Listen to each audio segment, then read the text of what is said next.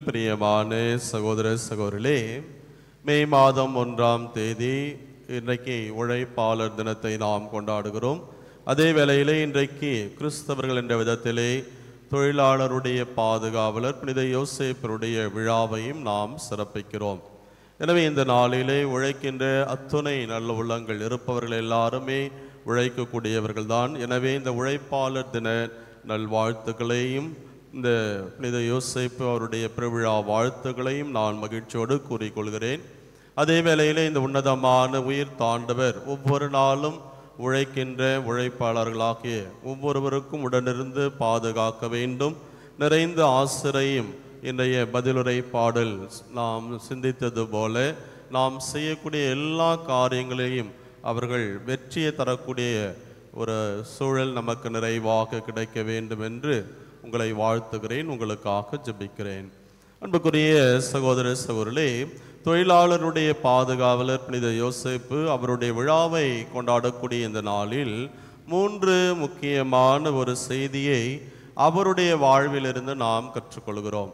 முதலாவது, புனித யோசேப்பினுடைய வாழ்வில் பார்க்கிற போது அவர் தான் செய்த பணியை நேசித்த ஒரு மனிதராக இருந்திருக்கிறார் என்பதுதான் மிக தெள்ள தெளிவாக நமக்கு சொல்லப்படுகிறது.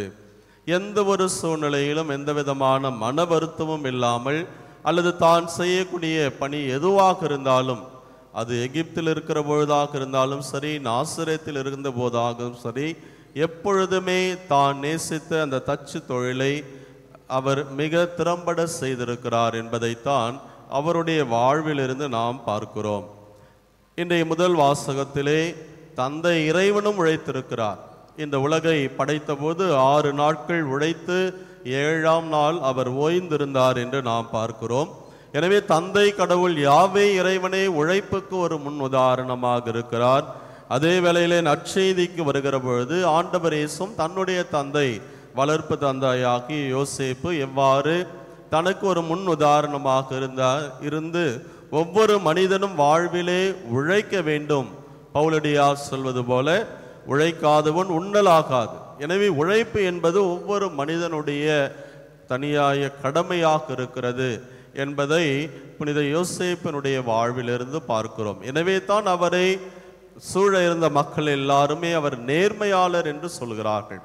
நேர்மையாளர் என்று யாரை எப்படி சொல்வோம் என்று சொன்னால், யார் ஒருவருக்கு ஒரு பணி அல்லது பொறுப்பு ஒப்படைக்கப்படுகிறதோ அந்த ஒப்படைக்கப்பட்ட பணியை எந்த விதமான ஒரு சிக்கலும் இல்லாமல் மிக நேர்த்தியாக செய்து முடிக்கிற ஒரு மனிதரைத்தான் அவர் நேர்மையாளர் என்று நாம் எல்லாருமே ஒரு அங்கீகாரத்தை கொடுப்போம். எனவே அந்த விதத்தில் உழைப்பினுடைய மேன்மை உணர்ந்தவராக தான் உழைத்த அந்த உழைப்பை அல்லது செய்யக்கூடிய அந்த பணியை நேசித்த ஒரு மனிதராக புனித யோசேப்பு இருந்திருக்கிறார் என்பது இவருடைய விழாவில் இவருடைய வாழ்விலிருந்து நாம் கற்றுக்கொள்ளக்கூடிய முதல் செய்தியாக இருக்கிறது.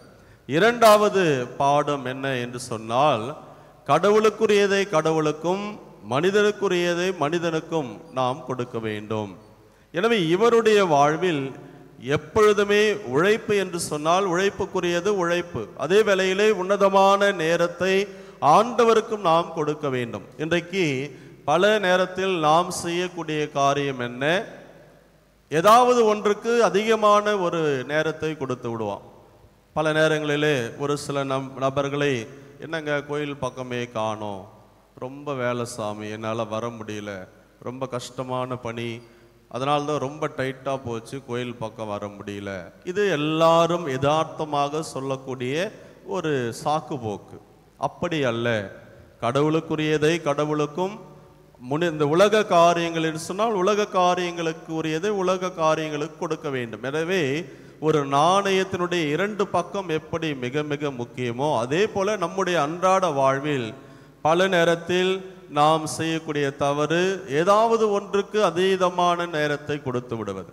கடவுளும் முக்கியம், கடமையும் முக்கியம் என்பதை உணர்ந்தவர்களாக 2ஐயும் சமமாக பார்க்கக்கூடிய ஒரு மாண்பு அல்லது ஒரு பண்பை நாம் கற்றுக்கொள்ள வேண்டும். யோசேப்பு என்றைக்குமே அதை சரியாக செய்த ஒரு மனிதராக இருக்கிறார். எப்பொழுதெல்லாம் ஆண்டவர் அவருக்கு பணித்தாரோ அதை நிறைவேற்றுகிறார்.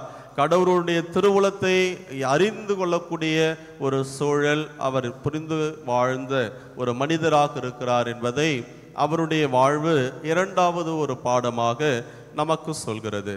மூன்றாவது ஒரு செய்தி என்னவென்று சொன்னால், தான் செய்த அந்த பணியை நேசித்த ஒரு மனிதராக இருந்தார் என்று நாம் பார்க்கிறோம்.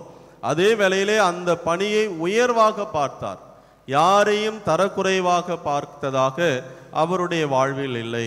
ஆனால் அவர் வாழ்ந்த சமுதாயத்திலே அந்த சூழ்நிலையிலும் கூட எப்படிப்பட்ட ஒரு மனப்பான்மையில் மக்கள் இருந்தார்கள் என்பதை நாம் பார்க்கிறோம். இன்றைக்கு எந்த விதமான வியர்வையும் இல்லாமல் ஏசி ரூமிலே வேலை செய்கிறவர்களுடைய பணியை உயர்வாகவும், வியர்வையோடு உழைக்கின்ற ஒரு மனிதனுடைய பணியை தாழ்வாகவும் பார்க்கக்கூடிய மனப்பான்மை இந்த 2024 இருக்கிறது.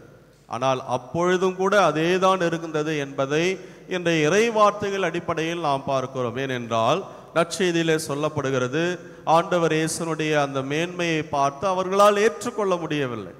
இவர் தச்சருடைய மகன் அல்ல, ஆசாரி பையன், இவனுக்கு எப்படி இவ்வளவு ஞானம்? இவனுடைய குலத்தொழிலை தானே செய்தாக வேண்டும், இவன் எப்படி போதிக்கின்ற பணியை இவன் ஆற்ற கோவிலுக்கு வந்தான் என்ற ஒரு கேள்வி மக்கள் ஒரு ஆச்சரியத்தோடு அவரை பார்ப்பதை, இயேசுவை பார்ப்பதை நற்செய்தி நமக்கு தெளிவுபடுத்துகிறது. ஆனால் நம்முடைய பாதுகாவலர் தொழிலாளர் புனித யோசேப் அப்படிப்பட்ட ஒரு மனப்பான்மையிலே யாரையும் தரைக்குறைவாக பார்த்ததில்லை என்பது அவருடைய வாழ்வு நமக்கு சொல்லக்கூடிய மூன்றாவது ஒரு பாடம். எனவே இந்த தொழிலாளர் உழைப்பாளர் தினத்தை கொண்டாடக்கூடிய இந்த நாளில் இந்த மூன்று முக்கியமான ஒரு பண்புகளை நாமும் கற்றுக்கொள்ள முயற்சி எடுப்போம். முதலாவது, செய்கின்ற பணியை நேசிக்கக்கூடிய மனிதர்களாக, அதே வேளையிலே கடவுளையும் பணியையும் சமமாக பார்த்து அந்தந்த பணிக்குரிய நேரத்தை நாம் சரியாக கொடுக்கக்கூடிய மனிதர்களாகவும், உழைக்கின்ற மக்களை எப்பொழுதும் உயர்வாக தாழ்வாக அல்ல, செய்கின்ற தொழிலை வைத்து அல்ல, எப்பொழுதும் உழைப்பை உன்னதமான ஒரு உழைப்பை போற்றக்கூடிய மனிதர்களாக வாழ தொடர்ந்து ஜெபிப்போம். இறைவனே நம்ம நிறைவாக ஆசீர்வதிப்பாராக. ஆமீன்.